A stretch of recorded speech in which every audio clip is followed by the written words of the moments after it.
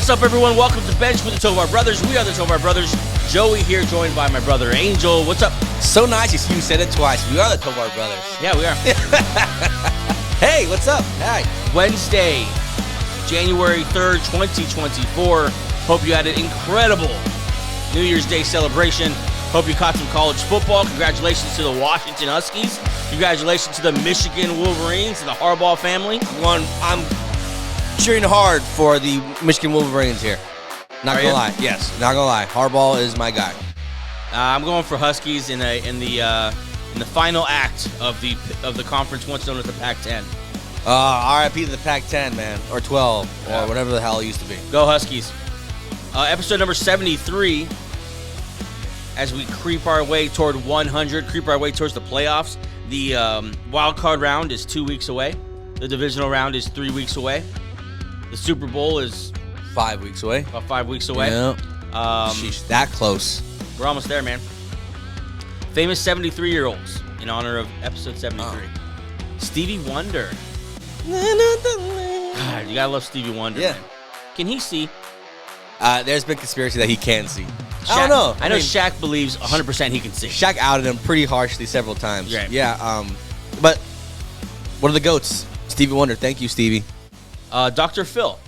Okay, Dr. Phil. Does he still have a show? Is he still? I'm sure he does. I'm sure he'll have a show till he's like 95. He was the host of the show where the young lady was on there and said, "Catch me outside," about that or something like that. You know what's crazy? That's like his legacy right now. That's all I know about him. Yeah, that he was the guy who was. I mean, he's a big part of the 20th century or 21st century of television. But Bill Murray. Bill Murray. Bill Murray, the classic comedian. Yeah, when I think of Space Jam, I don't think of LeBron James. I think of Bill Murray before I think of LeBron James. I think of Groundhog Day. Oh, yeah, yep. Great movie. Jay Leno, great car collection.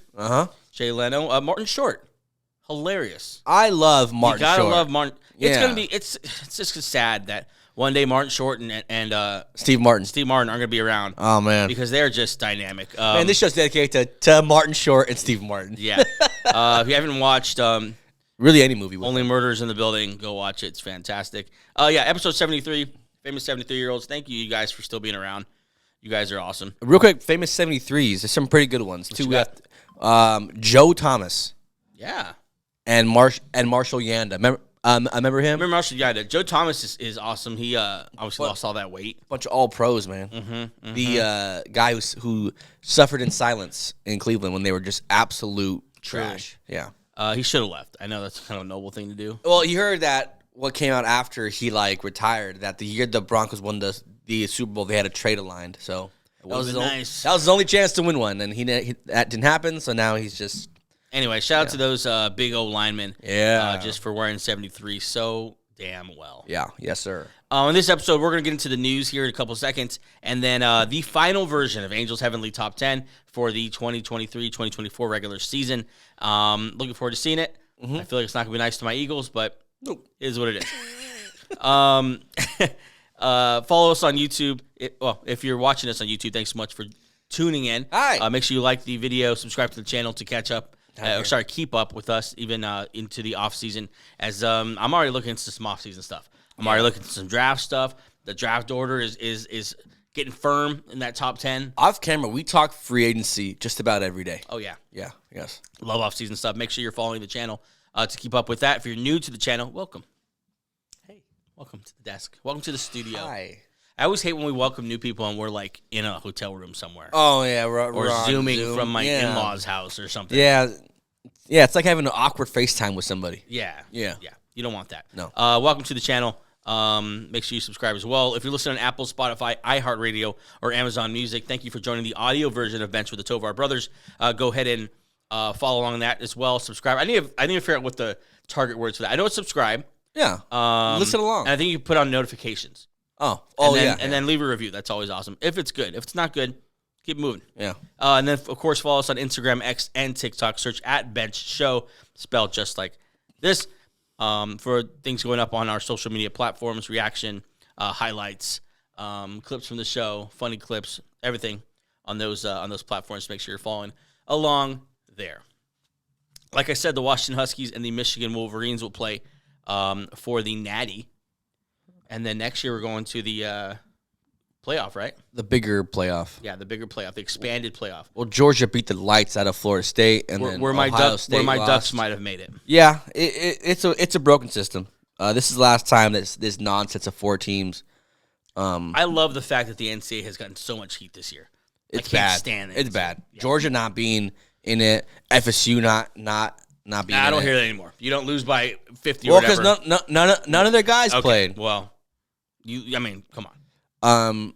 But like you said, Oregon was in it. There's a lot of good teams that weren't in the college football playoff, and we saw how good these games were. Yeah. Imagine if we had eight of these games, or 9, or 10 of these games. Yeah, a college football full playoff bracket is going to be so much fun because people forget these are 18, 19-year-olds. Yep. You don't know how they're going to show up that day. Nope. They could be in so many different mental states and whatever. I mean, it's just going to be that's going to be a good time. I mean, shout out to for these games for those East Coasters who stayed up to watch Washington versus Texas. Right? Yeah. Because it ended late on the West Coast. It was like 1:30 when it ended over there, or 1. Steve Sarkisian. Yeah. His first job was with the Huskies, and so kind of full circle there, playing the Huskies in that game. Lost. Great. I mean, yeah. We could talk about that game a lot. That was a pretty good game. Both of those games were. They were great. That's just good football and a bunch of NFL prospects just scattered abroad. Okay, let's do it. Going into Week 18, the final week of the NFL season. Let's get into the news.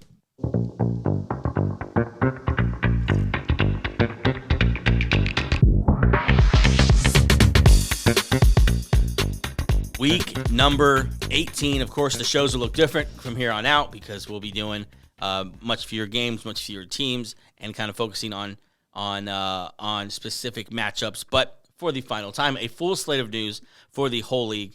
Let's get into it. 4-time Pro Bowl Jets running back Dalvin Cook mutually agreed to part ways with the Jets. He's now a free agent and will be joining the Ravens in moments. So this is the second player on the Jets to mutually agree to part. Well, third player, Michael Carter, other running back. Then you had Adrian Amos, and then you have now Dalvin Cook. Yeah. Good Elijah news. Moore, was he traded? Yeah, but that was very contentious. That wasn't mutual. That was very like, get me off this team. Yeah. Any worry about these players mutually parting ways with this Jets team, or no? It's just part of the process. It is what it is. These players came for Aaron Rodgers and a season of Aaron Rodgers. It's kind of more surprising to me that it took this long. Yeah. Like now we're in Week 18.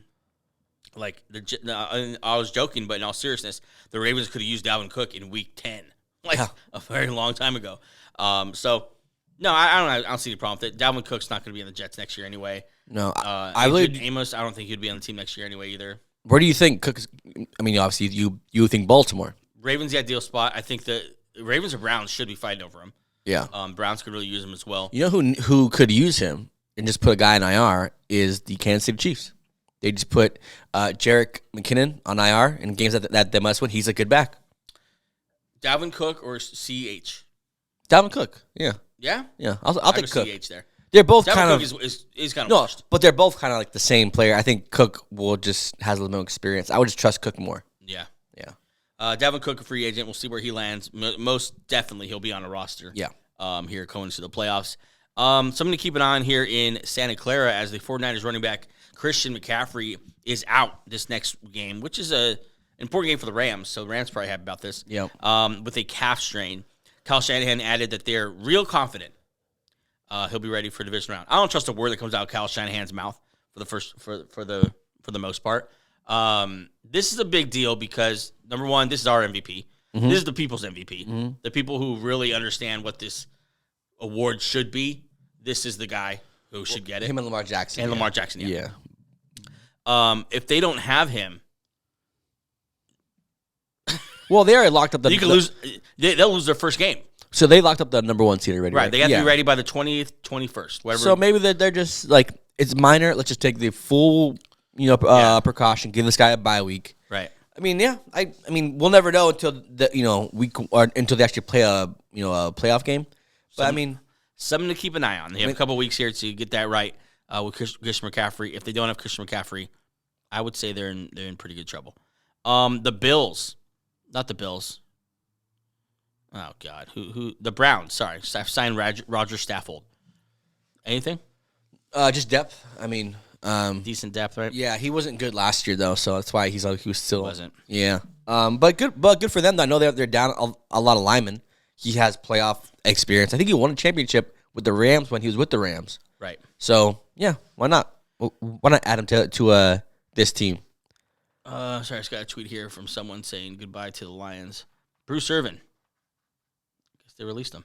Oh, Bruce, what's up? I had no idea. No, actually, I did know he was in the league. Bruce Irvin, yeah, one of the members, founding members of the Legion of Boom. Oh, yeah, remember that? That version of Bruce Irvin was a dog. Also, very dirty player, but yeah, a dog. Yeah, the stats have come out on the likelihood for who will win Coach of the Year. Heading it up at 43% is Kevin Stefanski. Yeah, I mean, if you're wondering, or if you're looking for what good coaching is, go watch any Browns tape this year. That's some damn good coaching over there. Yep, good game management, good, obviously, X's and O's. Second was DeMeco Ryans and what he's done in Houston, which is going to be overshadowed, but shouldn't be. Think of what the Texans were last year. I mean, you look at the Panthers this year, that's what the Texans were last year. There's so much good coaching, so much good young coaching now. Like between him, Steichen, and Steichen's next on the list. Yeah, there's so many good coaches who have done a lot with a little. But I think Kevin Stefanski, obviously, 11-5 Browns, secured a playoff spot already, minus like 8 starters. Yeah, I would. He's my vote.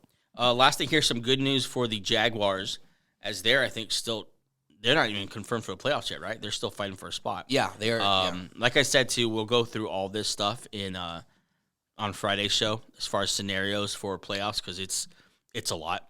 So we'll make sure to go through this. But anyway, they're getting Christian Kirk potentially back as he's been designated.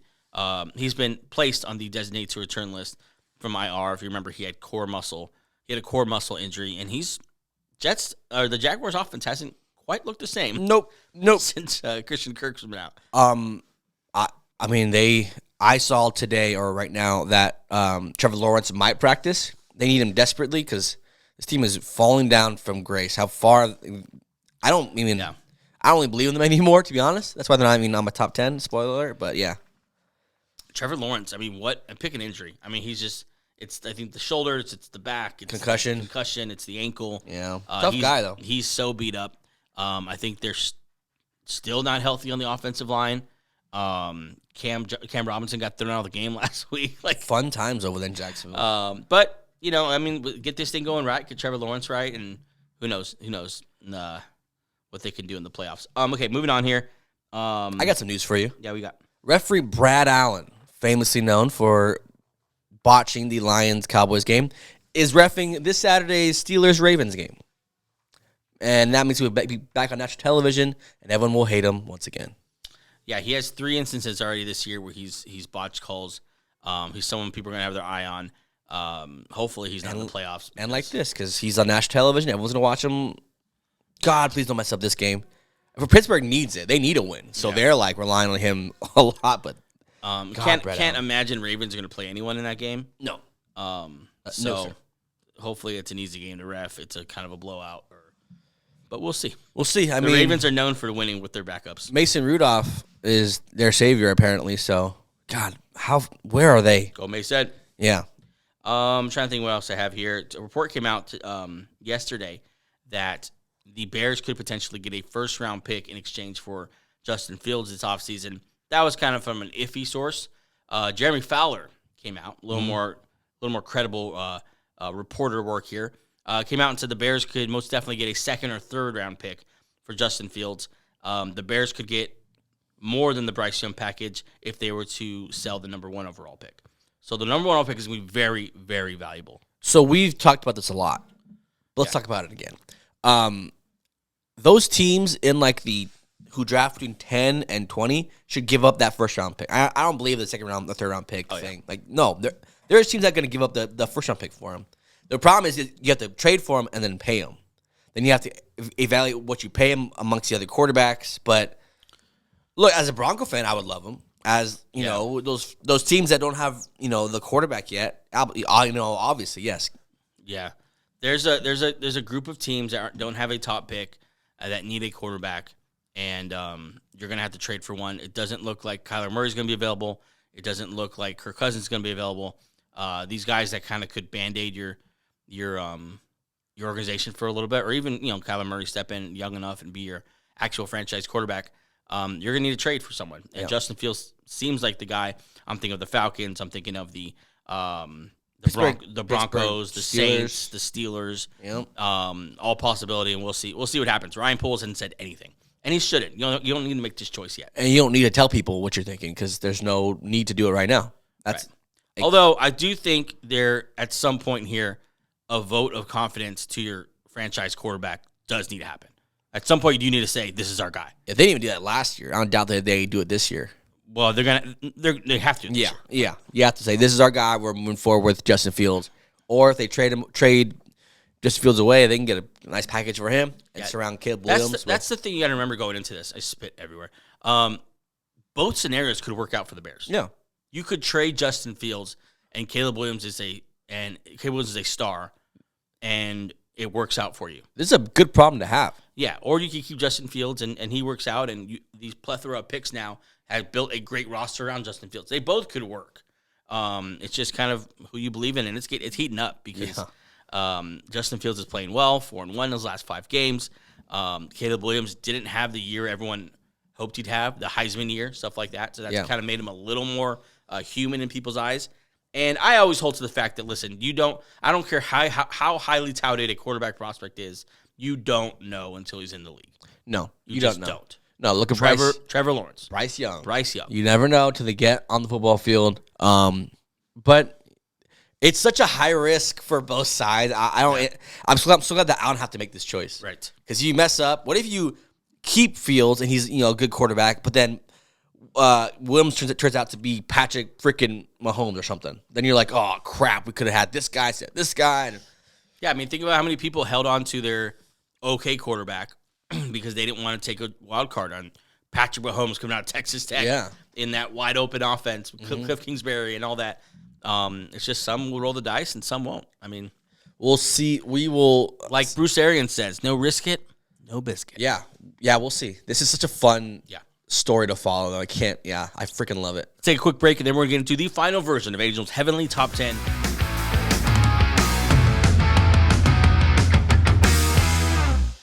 Okay, we're back with Angels Heavenly Top 10.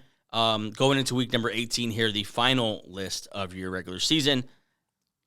Give it to us, Angel. Give it to us. Oh, I'm okay. Yeah, sure. No, we're okay. There it is. There it is. It's on the screen here. We'll go through it now. Let's start at the bottom of your list here. The Rams. They're winning. Finished the year at number 10. Who would have thunk it? I remember specifically us in a preview show saying the Rams might be in the Caleb Williams sweepstakes here. Puka Nacua later. 1,500 yards pretty much from Puka Nacua. Yeah. I mean, Kyron Williams, just these fifth-round studs, back-to-back years, and here they are at number 10. Cooper Kupp could just kind of be in the third wheel. Not even the main guy anymore. Now it's just a nice guy Puka Nacua and Kyron Williams. Yeah, I mean, Cooper Kupp and Tyler Higbee now in the support roles. Yeah. With Kyron Williams and Puka Nacua. Yeah, it's awesome, man. Yeah, number 10. These are number 10, the Rams. This is like a team that's like gets hot at the right time, which they are. You don't want to play a team that gets hot at the right time in the playoffs. We know what Stafford can do. Yeah. We know that Stafford could light you up. We know that Stafford is the better version of Jared Goff. We know that Stafford is what Kirk Cousins was at the beginning of this year. Yeah. Just lights you up. Yeah. We know Puka Nacua now. We trust it. Cooper Kupp. You trust it playoff for sure. tested. Yep. Super Bowl tested. Yep. Kyron Williams looks really good if he could stay healthy. Obviously a big piece for them. I don't know anything about this defense. They're just scrappy. They're scrappy. I know they're guys. young. Yep. I know they have some very high-performing rookies, especially on that defensive line. Then Aaron Donald. So we'll see with these Rams. No one wants to play them in the playoffs. No. That's just gonna be a fun team to follow as we move on along here. At number 9, the 11-5 Miami Dolphins, coming off a loss to the Bills. Sorry, no, Ravens. A loss to the Ravens, heading into a loss to the Bills. Now we'll see. I don't know. Dolphins here, though, they could secure the number 2 seed, or they could just be a divisional winner. What a crazy story that the number 2 seed, we have zero confidence that they could win a playoff game. They just get blown out by good teams. Yeah. I mean, they won against the Cowboys, which is good. But this is why we don't like them, because next week, the Ravens, who you're going to have to play in the freaking playoffs, smoke them. Thoroughly smoke them. Yeah. This is why I don't. The Cowboys. Any win against the Cowboys is like, okay, well, what version of the Cowboys did you get? Because they're kind of the same thing. So they beat the Cowboys. Then they get the reality test of the Ravens, and I don't want to be too harsh because I don't know a team that I would pick against the Ravens. You know what I'm saying? Cowboys is a good win though. Yeah, but Cowboys they're all over the place. They're the same as the Dolphins. They're losing to bad teams and not playing well against good teams as well. Yeah. But yeah, number 9. I mean, obviously, it wasn't that impressive a win to you because they're at number 9 here. I mean, they lost by, but yeah. I get what you're saying. Okay, number 8, the Chiefs. How the mighty have fallen at 6 losses. I haven't looked it up, but I don't know when the last time the Chiefs had 6 losses is. It's been a while. It's been a while. Not the same team. Not the same vibe. The wide receiver drops are a problem. Yeah. But there's nothing that they could do about it now. There's no savior in the free agent market that you can put. It's just whoever you have now is whoever you have. Yeah. And here's the thing. Patrick Mahomes is still, I don't care, Lamar Jackson, he's still the best quarterback in the league. He's not having the best season. He's not having the best weapons, whatever. In my eyes, he's still the best quarterback in the league. It's that Tom Brady effect. Like, he's still the best. He might not have the best year. And so going into the playoffs, you're still not excited to play Patrick Mahomes and Andy Reid. But you're excited to play these wideouts. That's what you're pumped about. Yeah, but I'm saying, like, Mahomes at the quarterback position can still win you a playoff game. Yeah. Can still beat a good team. Oh, I believe that. Yeah, I don't think it's likely, but I'm saying at number 8 seed, Patrick Mahomes is just not ideal for a top playoff. It's the first time that they've ever had like a little chip on their shoulder now. Now they have someone, there's no one believing in them, so like this is fine. Maybe this is what they needed. Are the Chiefs now underrated? Crazy. Patrick because Mahomes. That defense we've seen them play really well, as good as any defense this year. Yeah. So I guess you never know. Right above them is kind of the same boat here, the Eagles. Not what they were last year. Still 11-5. Chiefs 10-6. Like this is how good teams dip. Yep. They're a really bad 11-5. But they're 11-5. Same deal here. Different side of the ball. Yeah. Eagles just struggling on defense. Just no answers on defense. Offensively, just kind of middle of the pack all year. Making it work sometimes, not looking very good at all sometimes. Play calling is just very questionable. It's been all over Twitter. Play calling. Brian Johnson, the offensive coordinator, had a interview about, I don't know if you saw their last drive of their last game. I saw it. He ran on second and 16 for the most part is the biggest problem. He ran back-to-back quarterback runs. There you go. When asked why, he said, well, you really got to keep people surprised in that situation. That is surprising. And that's been one of our best plays. You are, Brian. Brian, that is surprising. You did surprise everyone in the world by doing 2 quarterback draws and then a screen to Kenneth Gainwell. What you have in Philadelphia that you don't have in Kansas City is some locker room stuff. Yeah. Yes. Loud locker room stuff. That's not great. A.J. Brown obviously not happy, not talking to the media right now. And you just have whispers of things. I know Jordan Mailata went on the radio yesterday and kind of tried to clear a lot of it up. But there's too much smoke there not to be some kind of fire. And to me, this is just a season in which Howie Roseman did not pivot well to the coaching losses. Mm-hmm. And that's really sunk the season. Like Matt Patricia hasn't been the answer. Brian Johnson, I doubt he's back next year. Yeah. They gotta get that right. But kind of the same deal with Patrick Mahomes. Jalen Hurts has shown he's one of the best quarterbacks in the league. And in a playoff game, you're not excited to see Jalen Hurts there either. Yeah, I think that this is just one of those weird years for the Eagles. I don't buy them really at all. That's why they're so low. But I think next year they come in with 2 new fresh-faced coordinators and kind of fix it. But this year, that's what I'm saying. It's just a tough situation this year. Like, it wouldn't be that surprising to me if next year the Chiefs and the Eagles are right back on the top of this list. It's just they have problems that you can't solve mid-season. Number 6, the Cleveland Browns, which we're big fans of. Yeah. Go Joe Flacco. Yeah. Very excited to see him in the playoffs. Yeah. This defense, Myles Garrett, newly signed Roger Saffold. Yep. Tell me about the Browns. I love the Browns. I mean, they're number 5 and number 6 were tough for me. I remember I went to bed thinking, like, I'm going to wake up with the answer here. But I don't have the answer. Number 5, you have the Cowboys. You can flip these either way. I think I like the Cowboys. They have some quality wins now, but the Browns do too. But I think catch the Cowboys on a good day, it's a very tough day. But the Cowboys we've seen their ceiling. They could beat the Eagles. They could beat good teams. They could blow the pants off good teams, or they could lose. I mean, that Lions loss is kind of a win, kind of a loss. You know what I'm saying? Like, it's kind of like in the middle. But the Browns at number 6, they're phenomenal. If the Browns and the Cowboys played each other, who would you take? Whoever I'd take, it'd be very close. I like the teams. They're very similar in my mind. Take the Browns. Yeah. I mean, it's tough. They're both two good teams. CeeDee Lamb had over 200 yards receiving last week. Yeah. Like 13 catches or whatever. Yeah. And they only scored 20 points.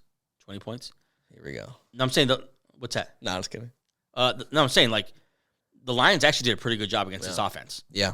Like, to hold them to that. They were scoring 40 points a game at home. Yep. So they cut that in half. So this isn't an Eagle fan saying that. I'm saying, like, they cut their average points in half.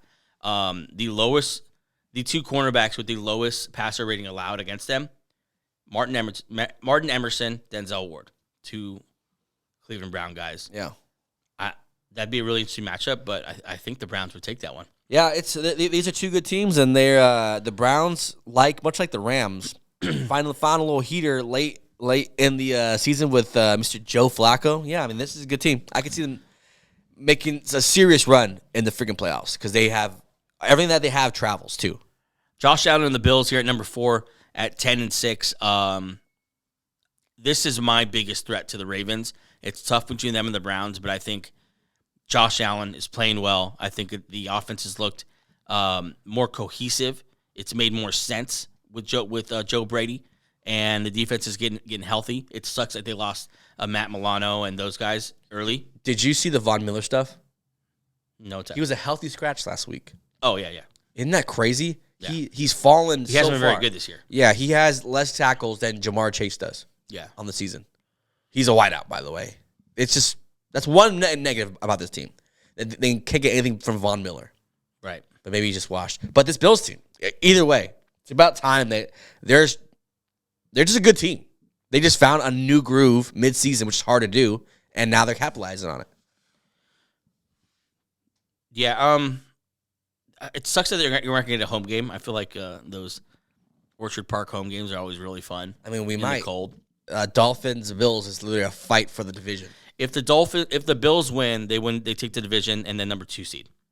If they lose, and I believe the Steelers and the one more team lose, win. They could miss the playoffs completely. Yeah. Like you said that last week, but I mean it's such a huge week for the Bills, and just I want to see them win. I want to see them get that number 2 seed because that's the most fitting thing for this year ever. And honestly, I think Josh Allen. We need to get a Josh Allen championship here at some point, or else it's just going to be what was Josh Allen ever really? Yeah, just a very good quarterback, I guess. Josh Allen and Lamar Jackson in a playoff game sounds so exciting. What you want in the AFC is Mahomes, Allen, and Lamar Jackson in the playoffs because those guys in the playoffs are phenomenal to watch. I mean, obviously that one game, Chiefs, Bills, where it was overtime, whatever. But yeah, Bills here at number 4. This is a worthy inclusion. Okay, let's get to your top 3 here. You have the Lions at number 3. They obviously deserve that. They beat the Cowboys. You know, whatever. You got ruined at the end of the game, but for all intents and purposes, they beat the Cowboys 11-5. Could be 12-4. Could be tied with the Niners for that number 1 seed. And they answered what we asked. Can the defense? They slow down that Cowboys offense. Yep, like I said, they cut their average at home in half. CeeDee Lamb went off, but that's pretty much it. They pretty much held everything else in check. This is what we all been waiting for the Lions, though. We all had a sense that the Lions were going to have a good regular season. Yeah. We all kind of knew that. what we wanted to see now is them going to the playoffs. Okay, are they the Dolphins, or are they taking the next step into a viable playoff team? Yeah, absolutely. Yeah, they're gonna be fun to watch, man. They're just balls of the wall. I'm like, they didn't make it on the fourth or on the 2-point conversion, and they just went for 2 again. They could have gone for the field goal and went to overtime for 3 times in a row. But they just went for it. So I love this team. Fun team to watch, oddly enough, with Jared Goff as your quarterback. Fun team to watch. And if you don't think Coach Campbell is leaning into that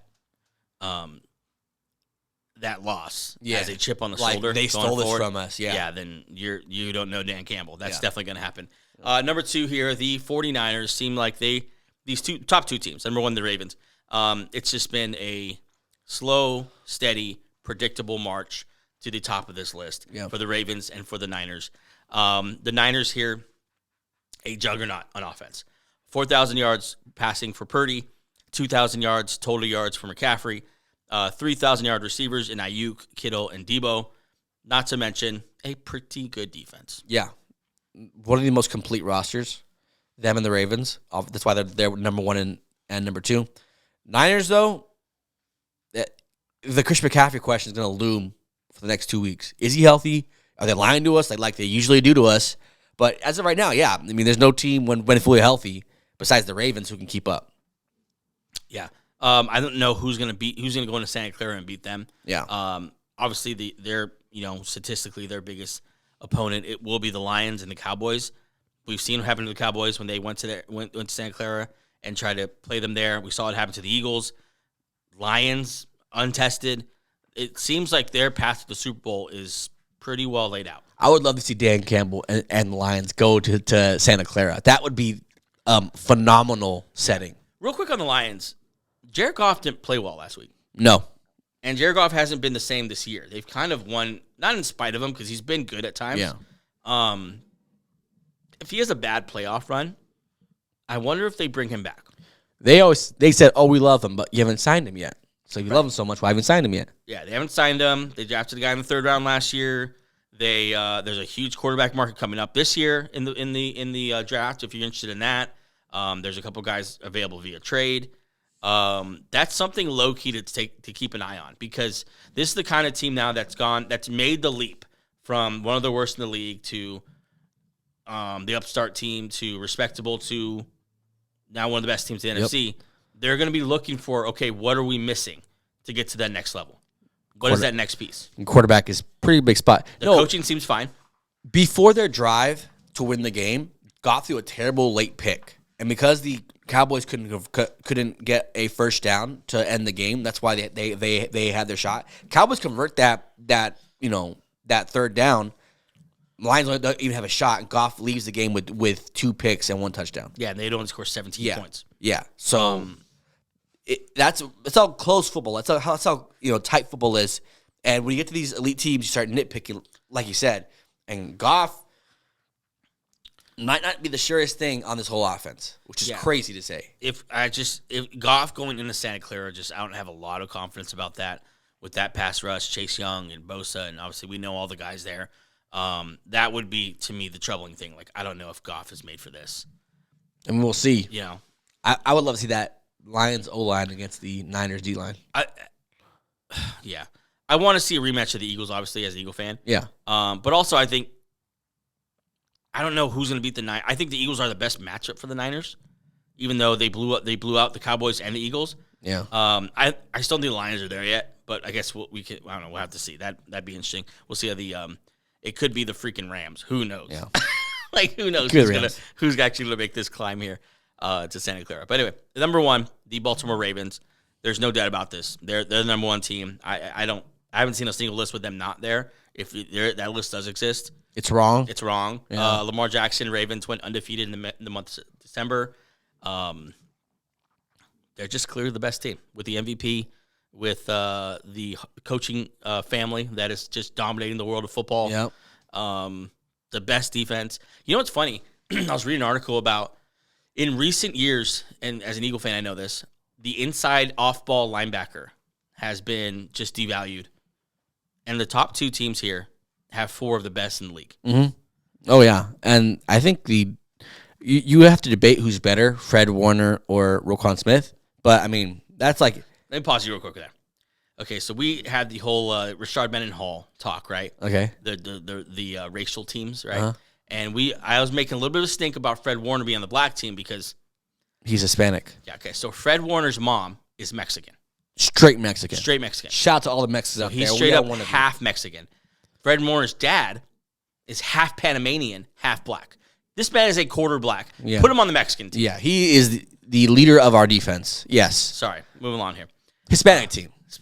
Well, he's on the everything else team. There's not enough Hispanics to make a whole team. Okay, so he's on the everything else team. Right, with Puka Nacua, Hufanga. He's with all the Tua, he's with those guys. Yeah.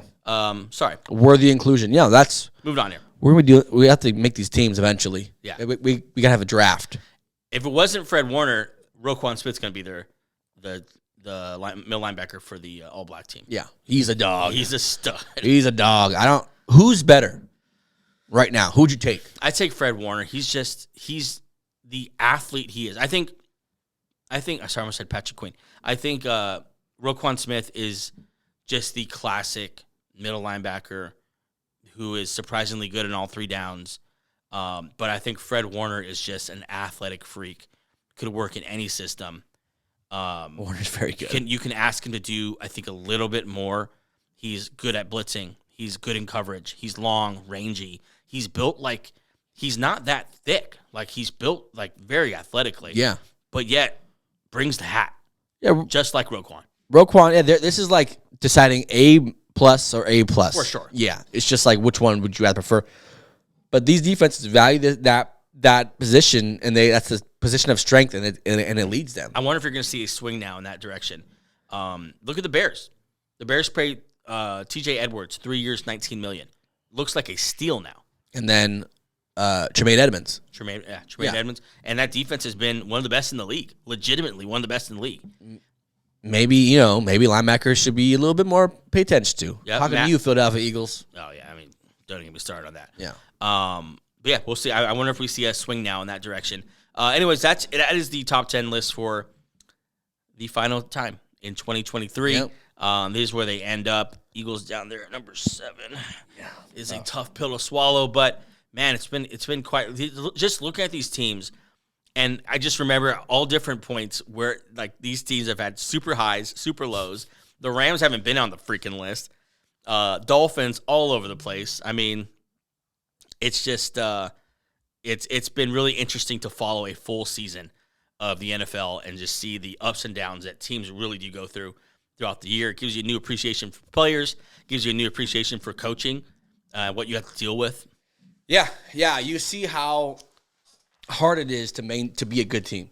And then you say, so you're thankful for the Harbaughs and the Shanahans and the Dan Campbells who are like, we're just going to be a good team the whole year. Yeah. Okay, we have a couple of minutes here. I want to get back. Let's jump back into this. What will be the conversation of the offseason, and that is Justin Fields versus the number 1 overall pick, whether that's Caleb Williams, Drake May, most likely Caleb Williams, and what the Bears have to do. Ari Merov tweeted that the Bears must decide this offseason also on the 5th-year option. So that would put $21.9 million or potential $31.1 million in 2025. And so that's another thing you have to decide on, or just sign long term. Or and then also have a cap space to trade for them. Then you have $30 million on the books and give to a quarterback. Yeah, and this is the tough part, because when you start looking at it, because some people will look at the situation and just say, financially, it just makes more sense to go with the rookie quarterback who you believe is going to give you comparable on-field value to Justin Fields at a much cheaper price for longer. Yeah. And now with Justin Fields being so potentially valuable as a trade asset, it's almost like, now we can just do the same thing with Caleb Williams. Because it used to be, okay, keep Justin Fields and then use this number overall pick to get a bunch of assets. Well, now you can flip that and say, well, keep playing Williams, and now since Justin Fields is so valuable, we can do the same thing and turn him into a bunch of assets around Caleb Williams. It's just such a... I mean, this is a spot we've potentially talked about all year. Like, Ryan Poles might have to decide between number overall pick and Justin Fields. And now it's here, and it's real, and he's literally on the clock. Yeah, It's a phenomenal conversation, and I don't know where I'd go. Caleb Williams is cheaper, but not. Man, it's tough. I would go. I mean, we've been on this thing. I think I would go the young quarterback. Yeah. But I get why keeping Justin Fields is like, no, we've groomed this guy to be our quarterback. He's finally showing it. And when he's finally showing something that he can do, we trade him. Right. What you're going to hate is if he goes to a Atlanta or wherever and he pops off. Right. Then you have to deal with a quarterback who, they're not always good. Bryce Young, not always good. Yeah. Jamarcus Russell or any one of the quarterback busts, Sam Darnold, whatever. So the sure thing or the could be better than the sure thing, or it's so much financially though, it makes sense to stick with a young quarterback. Yeah. To draft Caleb Williams. Yeah. And then say we're just gonna build around this guy. We're gonna sign whoever we want because we're not paying a quarterback yet, and build around this young quarterback. Another angle of this is the locker room. Yeah, because they're coming out and saying we want DJ Moore. That's our guy. Jalen Johnson came out. They want Justin Fields. Sorry, DJ Moore. That's the quote I was looking at. They want Justin Fields. Jalen Johnson came out last week and said you're gonna have some problems in the locker room if you keep that guy. DJ Moore came out and said, "quote He's him. I want him to be the quarterback. I said what I said. Now it's up to the higher ups. It's up to them to keep him." Like the players are like, "We want Justin Fields. We want for Fields. sure." The fans are chanting, "We want Fields." That's another whole element. Like, how much does that actually sway a GM? I don't know. Yeah, but he at least hears it. Yeah. It's getting louder and louder. The pro Fields camp is getting bigger. Oh man, saying no to Caleb Williams is crazy. That's the thing, though. That's the thing. I think when they cheer, "We want Fields," it's just like I don't think they realize Caleb Williams is also very good, and Drake May is also very, very good. It could be very good. We don't know, but yeah, it's Justin Fields has been like a slow bake. Now you've seen when he's good and his defense is right. When the team is when it's not all on him to be the savior. This is a pretty good football team. Yeah, you guys put so much pressure on him on year one. Be the savior. Our defense sucks. We have no wide receivers for you. God, have nothing. Our line sucks. You need to save us. Now when you guys are getting a good team, you guys are good. Look what happens, man.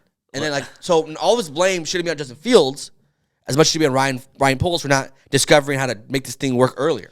Well, he said it's a 3-year rebuild. We're in year 2. Okay. Next year's year 3 for him as far as in his rebuild. Is lining up right. I mean, I think Justin Fields is the way to go because I think a bird. What's the expression? A bird in hand is whatever. Basically, if you know you have something, in Justin Fields, just be weary of the grass is greener because Caleb Williams is going to be this incredible quarterback. Because you just don't know. I don't care who it is.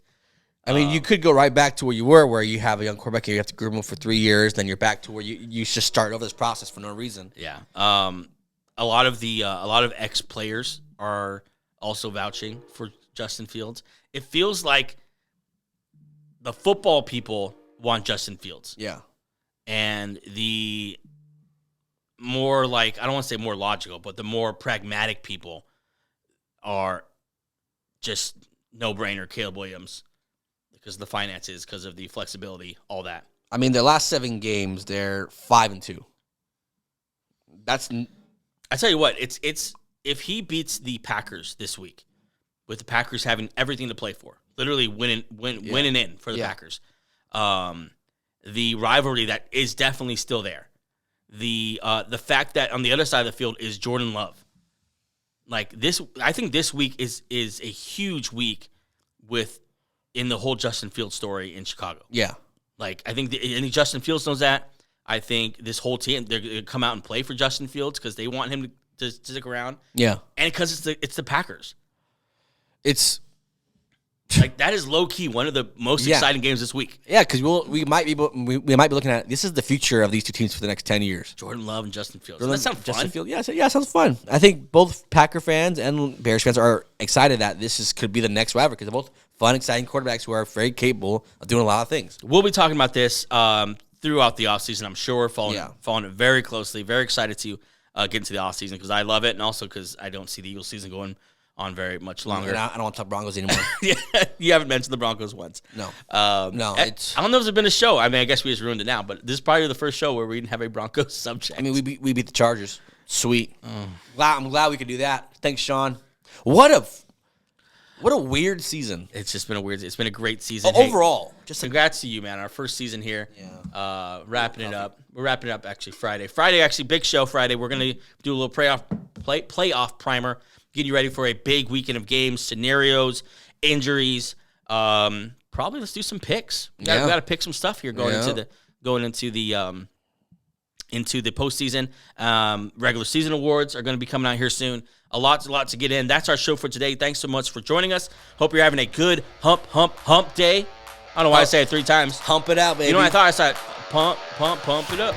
But you know what today? Hump it up. Yeah.